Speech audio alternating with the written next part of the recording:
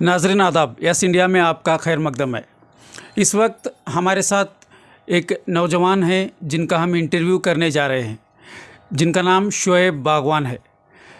इनका इंटरव्यू इसलिए भी करना पड़ रहा है कि काफ़ी मशक्क़तों के साथ उन्होंने मुसलसल बेहतरीन परफॉर्मेंस देते हुए तालीमी मैदान में आगे बढ़ते रहे और इस वक्त सिविल इंजीनियरिंग कंप्लीट किया है उन्होंने। अब उसके बाद यूपीएससी के लिए वो कोशिश कर रहे हैं। तो इस सिलसिले में उनका मुकम्मल सफ़र कैसे रहा और किस तरह से वो आगे बढ़ते रहे, इस सिलसिले में मज़ीद उन्हीं से जानने की हम इस वक्त कोशिश करते हैं। तो शोएब, आपका हमारे चैनल में खैर मकदम है। सबसे पहले ये बताइए कि इस वक्त आपने कहाँ से तालीम कंप्लीट की और फ़िलहाल आपने क्या कंप्लीट किया है? अस्सलाम वालेकुम व रहमतुल्लाहि व बरकातहू।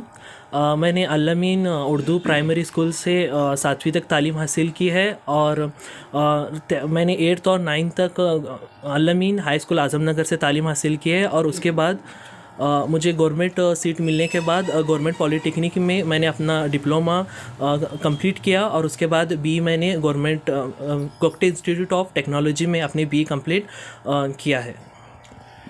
सुना है कि आप एसएसएलसी से ही 95 अबव मार्क्स ही लेते रहे। एसएसएलसी हो, पीयूसी हो, फिर उसके बाद जो भी आपने यहाँ तक तालीम हासिल की है, आपका परफॉर्मेंस काफ़ी बेहतर रहा है। तो इस वक्त सिविल इंजीनियरिंग में आपका कैसा रहा?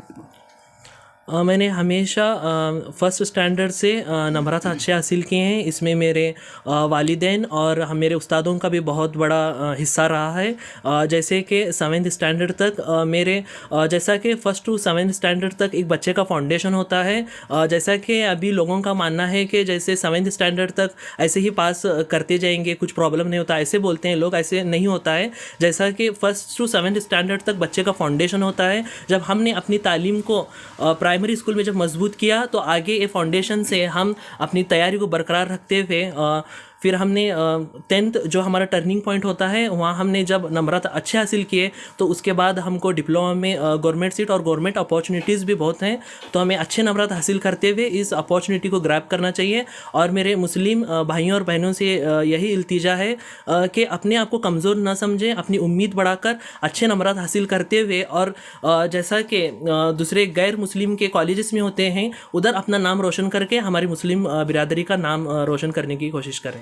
बी में कितना रहा परसेंटेज है? मेरा बी में हमेशा फर्स्ट टू 7th तक 95 अबव रहा था और अभी मेरा फाइनल ईयर में 100% रिजल्ट है माशाल्लाह। बहुत खूब। तो ये जो आपका परफॉर्मेंस होता रहा है 95 से इस बार 100% आपने किया है, काफ़ी हैरत करने वाली बात भी और बड़ी खुशी की बात है आपके लिए, आपकी फैमिली के लिए और पूरी कम्युनिटी के लिए, क्योंकि आप कम्युनिटी का नाम भी रोशन यहाँ कर रहे हैं। तो हम ये जानना चाहते हैं कि किस तरह की स्टडी, ये आपके अंदर हौसला कहाँ से आया? आपके अंदर ये मोटिवेशन आपने खुद पैदा किया या किसी ने आपको गाइडेंस किया इस मामले में? इसमें मुझे गाइडेंस करने में सबसे हिस्सेदार मेरी वालिदा रही हैं, जिन्होंने मेरा हमेशा हर कदम पे मेरे हर फैसले में मेरे हिस्सेदार रहे हैं और मेरी कोशिश और मेरा हिम्मत अफजाई करने के लिए मेरे उस्ताद भी मेरे बहुत साथ दिए हैं। और हमेशा मेरी वालिदा हमेशा मेरे साथ खड़ी रही और मुझे हिम्मत अफजाई करती रही कि अगर कभी भी अगर कुछ भी किधर भी अगर कम मार्क्स भी अगर टेस्ट वगैरह में लेता था तो हिम्मत अफजाई करते थे कि आगे बढ़कर और भी अच्छा लेना चाहिए बोल के।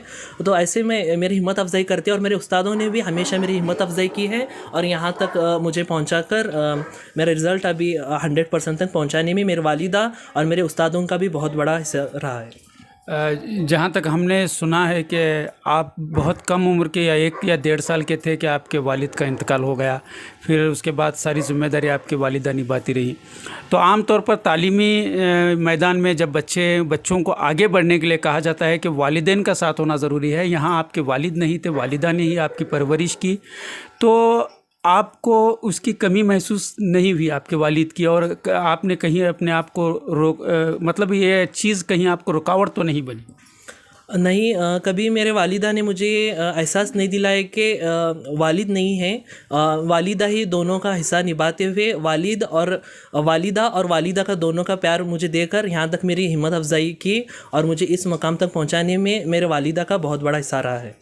तो ये जो कॉन्फिडेंस है आपका, आप मुसलसल 95 अबव करते रहे हैं, फिर आप फाइनल में आकर सिविल इंजीनियरिंग में 100% करते हैं। स्टडी पर ज़्यादा जोर या फिर आपका कोई विज़न है, आपने तय किया है कि मुझे ये बनना है, उसके लिए आप मुसलसल मेहनत कर रहे हैं?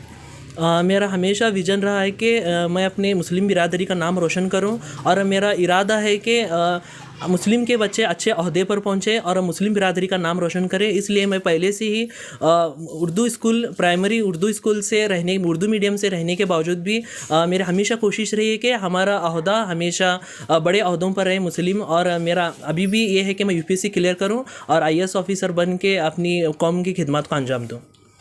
तो आईएएस ऑफिसर बनने के लिए आपके ये जो सारे परफॉर्मेंसेस हैं, ये जो आपका तालीमी सफ़र है, काबिल फ़ख्र है और काबिल मुबारकबाद है। तो हमारे कम्युनिटी से, अगर मुस्लिम कम्युनिटी की बात की जाए तो मुस्लिम कम्युनिटी से आपकी किसी ने मदद की, मॉरल सपोर्ट किया, फिनेंशियल सपोर्ट किया, या फिर तालीमी मैदान में आगे बढ़ने के लिए मोटिवेशन करने का काम किसी ने किया? ऐसे जैसा कि 10th तक और डिप्लोमा तक थोड़ा ऐसा कोई ये था मदद का, तो मैं उनका नाम उतना लेना नहीं चाहूँगा, लेकिन कभी कभी ऐसे एक टाइम आ जाता था कि फ़ीस वगैरह बहुत रहती थी, तो थोड़े लोगों ने ऐसा हिस्सेदारी की है। लेकिन फिर भी मेरे वालिदा का इसमें बहुत ये रहा है, मैं डिटेल में बोलना नहीं चाहूँगा, लेकिन ज़्यादातर हिस्सेदार वालिदा रही हैं इस बात में। अभी जो आप आगे की पढ़ाई के लिए सोच रहे हैं, सिविल इंजीनियरिंग करने के बाद आप रुके नहीं हैं, आप इससे आगे बढ़ना चाहते हैं, यूपीएससी एग्ज़ाम के लिए आप कोशिश कर रहे हैं, तो यहाँ आपको कौन मदद कर रहे हैं, कौन सपोर्ट कर रहा है इसमें? अभी तक तो मेरा इसके आगे जो मेरे तालीम का जो आगे जो ये है एक्सपेंडिचर्स हैं, मेरे उस्तादों ने इसको आगे बढ़ाने का ज़ुम्मा लिया है, और हमेशा उनकी कोशिश रहेगी कि मैं जब तक आईएएस का पोस्ट हासिल नहीं करूँगा तब तक वो मेरे हमेशा मदद करते रहेंगे।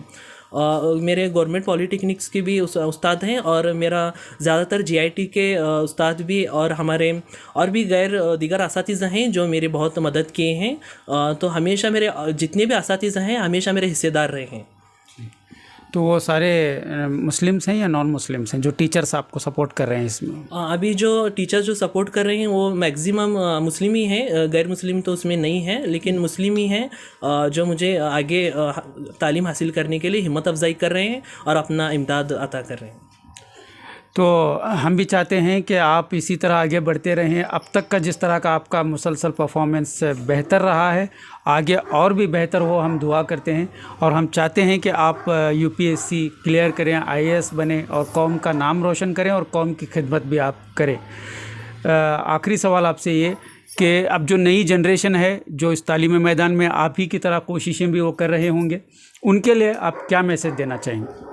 मैं उनके लिए मैसेज देना चाहूँगा कि कभी हिम्मत नहीं हारना चाहिए। हमेशा हम जो भी मीडियम से हो, उर्दू मीडियम या कन्नड़ा मीडियम, तालीम हासिल करते रहना चाहिए। और अब कभी हिम्मत अगर कम भी होती है तो अपनी हिम्मत को लो नहीं करना चाहिए, आगे बढ़ते रहना चाहिए हिम्मत से, क्योंकि मेहनत का फल हमेशा एक ना एक दिन मिल ही जाता है। और हम कामयाबी करने का अपना सोच कर मेहनत करना चाहिए। कामयाबी देने वाले अल्लाह हैं, हमें कभी पीछे हटना नहीं चाहिए और हमें हिम्मत बढ़ाकर कामयाबी हासिल करते रहना चाहिए।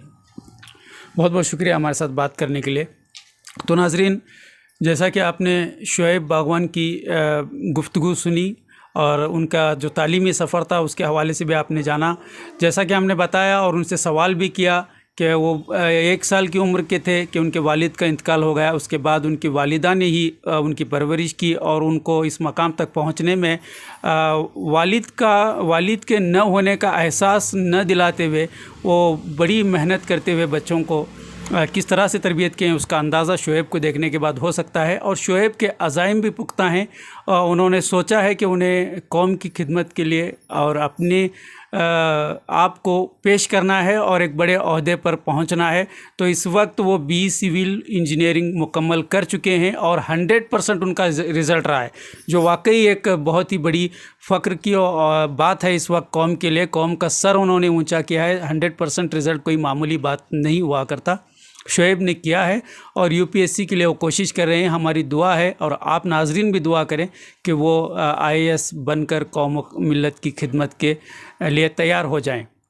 और यहाँ पर एक बात यह है कि छोटी छोटी बातों को लेकर ये बहानेबाजी होती है कि छोटी छोटी चीज़ों की कमी की वजह से बच्चों के तालीम में रुकावटें हम रुकावट होने की बातें हमारे सामने आती हैं, लेकिन ऐसा नहीं है। शोएब उसकी एक ज़िंदा मिसाल है कि जब फिनंशियली तौर पर भी वो कमज़ोर थे, उनके वालिद उनके साथ नहीं थे, बावजूद इसके उन्होंने इस मकाम पर पहुंचकर ये साबित किया कि सारी चीज़ें अपनी जगह हैं। बस इरादा अगर मुसम्मम हो तो इंसान को कामयाबी ज़रूर मिलती है।